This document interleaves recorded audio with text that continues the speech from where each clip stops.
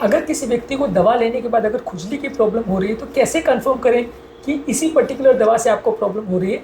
यदि किसी व्यक्ति को दवा लेने के तुरंत बाद अगर खुजली हो रही है और दवा का टाइमिंग मैच कर रहा है तो वो चांसेस है कि उस पर्टिकुलर दवा की वजह से खुजली हो रही है। अगर किसी व्यक्ति को उस तरह की दवा के पास्ट हिस्ट्री है रिएक्शन होने का तो उससे आप कंपेयर कर सकते हैं।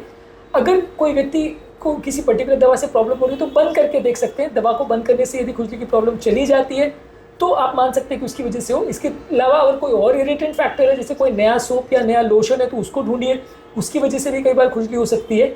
इसके अलावा आपके डॉक्टर के साथ वो प्रेस्क्रिप्शन लिस्ट को रिव्यू करिए कि इस पर्टिकुलर दवा से खुजली हो सकती है क्या, और अगर हो सकती है तो उसको फिर चेंज कराइए। अगर आपका डॉक्टर सलाह देता है तो फिर आप एक एक करके, अगर किसी व्यक्ति को मल्टीपल दवाएं चल रही है तो आप डॉक्टर की सलाह पर एक एक करके दवाइयों को बंद करके देख सकते हैं। उसमें जो दवा को बंद करने के बाद आपको खुजली बंद हो जाती है और रीस्टार्ट करने के बाद अगर खुजली बढ़ जाती है तो ये सबसे पक्का एविडेंस है कि उस पर्टिकुलर दवा से आपको प्रॉब्लम हो रही है। फिर भी अगर समझ में नहीं आए तो एलर्जिक टेस्टिंग आप करवा सकते हैं और जो भी सिम्टम्स हो रही है उसकी प्रॉपर डायरी मेंटेन करें तो आपके पास फ्यूचर का रिकॉर्ड भी रहेगा।